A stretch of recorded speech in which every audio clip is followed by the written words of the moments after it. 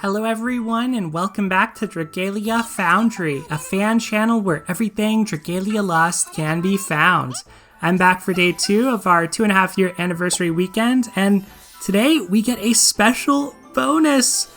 Mini Mercs, our new friend, has joined our Halidom. So I had to log in to capture that, of course, and also we're going to do our free daily tenfold for today, hearts for Mini Mercs. Hopefully we get something good on our free tenfold, and after that my plan is to hop over into the Dawn of Dragalia raid event since I've played through the story now. Gonna share some Elysium gameplay and give my overall impressions on the story so far. So here we go with our free tenfold. Yesterday we got a 5-star, but it was a dupe, and looks like we're getting another 5-star today, so that's awesome. Great way to start things off. And let's see who it's gonna be. We got 2! Alright, looks like we have 1 dragon and 2 dragons, so there are some dragons I'm still missing. That's probably what I'd want to get the most. Of course, I was hoping to get Not or Miriam, but maybe we'll still get a good dragon here. I think it's... okay, it must be after the next one then. I thought it was after that one, so let's... Alright, well maybe I'm just off on the placement. Is it the next one? No, okay. So this next one has got to be... alright, it is. Okay, and it's a shinobi. So that's a dragon that I have several max unbound at this point, but you know, with draconic essences being farmable for so many days at half cost and double drops, it's not a bad thought if you have extra honey pots to translate some of that stamina into Eldwater by getting unbinds and then selling off the dragon. So same deal with Nimbus. That's not a dragon that I particularly need, but I'm always going to welcome the 5 stars, and like I said, I can get some Eldwater value out of these, so not a bad way to start things off. Let's go ahead and hop over into the Dawn of Dragalia raid event. We're going to play through some raids and talk about the story. Alright, here we go with Dawn of Dragalia. Human Midgar making an appearance there.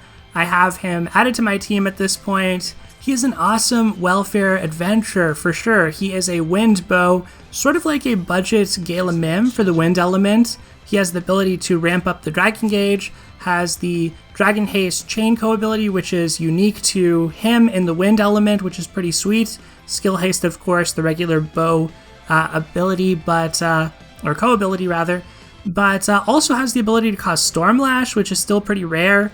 And so, yeah, definitely a great welfare unit and a good one to build up. And here we go with our first Elysium Battle. It's just expert difficulty right now. Nightmare and Omega aren't available yet, so I don't expect this to be too hard, but we may try and increase the difficulty for ourselves here. We're going to play until we unlock an EX and clear an EX, and so that we can see some of the mechanics, because, yeah, as you can see, even with just our solo team here, this expert raid was too easy for us, so we'll move on. But to talk a little bit about the story, I really enjoyed Alberius as a hero, really enjoyed Humanoid Midgard Swarmer. It ended up being a lot more straightforward than I thought, how things progressed, sort of first challenging Elysium and then honestly just going pretty quickly into conflict against Elysium once the other was revived. I was kind of surprised because with the 2-year anniversary event, there was a lot more back and forth and there was a lot more scheming, and it felt like a wider cast of characters. This one kind of got right into things with Miriam's father sort of becoming corrupt and then Elysium wanting to cull humanity. We did get some good lore tidbits though. We found out about those with the dragon bloodline are those who were caught up in the light or the radiance when Ilia and Elysium formed their pack way back in the day, and the dragon bloodline descends from those types of people. So I thought that was kind of a cool lore drop. And we also find out about the sword, Dragalia, which is supposed to be only accessible to somebody of the dragon bloodline or a hero, but also seems sort of like a scheme of Elysium's to one day call upon humanity to do their duty and fulfill their end of the bargain as sort of a subservient race to dragons. So still, Elysium's philosophy doesn't sit well with me, the kind of cruel logic of Elysium, putting the welfare of dragons before that of humans and caring more about the order of things. I really liked the Lindworm dragon that we got to meet in the village that represented what humanity and dragons could achieve together. I thought that that was pretty sweet. And also, like, we got some screen time for Chthonius, as well as Midgard Swarmer sort of changing his philosophy and changing his mind, this time around deciding to fight alongside the humans against Elysium. So some pretty good story bits for me, but at the same time, I thought it would be more dramatic, the confrontation with Elysium. Like, we're slaying a god, essentially, so there wasn't as much buildup, and some of Alberius's exploits and adventures were sort of just brushed aside and kind of just like a paragraph explaining that Alberius roamed the land and he was a great hero once he got Dragalia and did his first trial with Elysium. So I'm curious to see where things go. It feels almost incomplete to sort of just leave things where they are.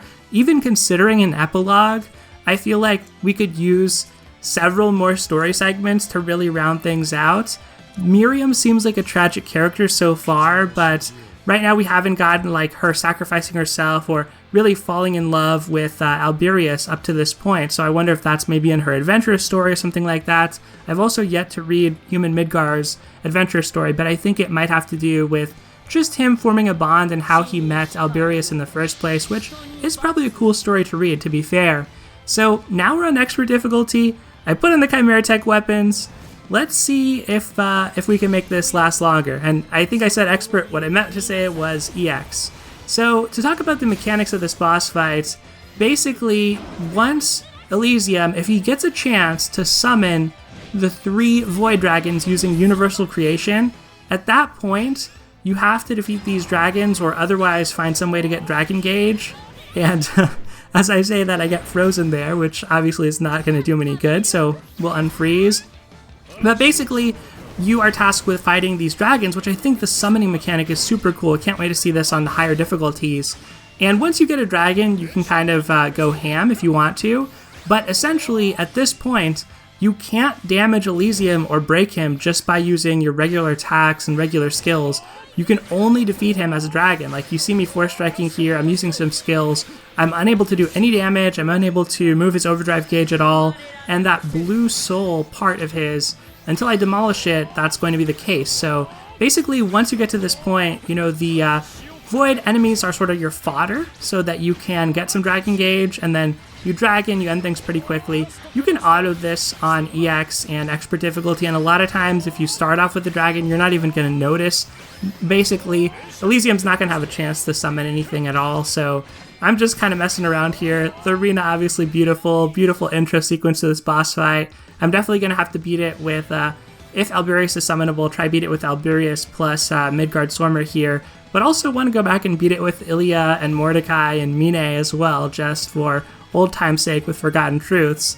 I suppose we've messed around enough here. I'll go ahead and go in for the KO pretty soon here. Let's transform and then do our Calamitous Tempest, and yeah, that's pretty much it.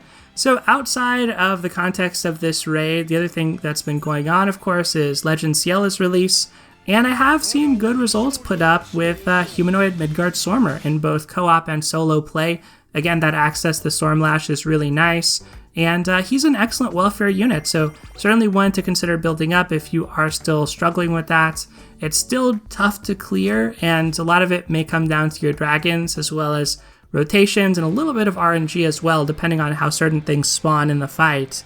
I've gotten some more clears under my belt in that, using Eleonora and a variety of comps where other poison DPS work pretty well with her in combination with Formal Noel, Formal Joachim on the mine, because he might be my next Dream Summon candidate.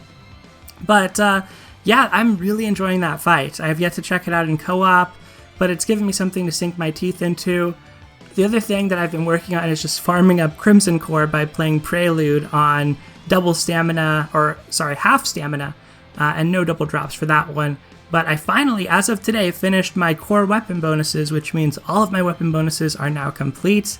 I think that's pretty much all I have to share as far as updates, y'all. So, gonna keep playing the Dawn of Dragalia event. It's been a really fun one, but that is going to do it for today. Let me know what you thought about the event story in the comments below. Otherwise, thank you as always for watching, take care, and I'll see you next time.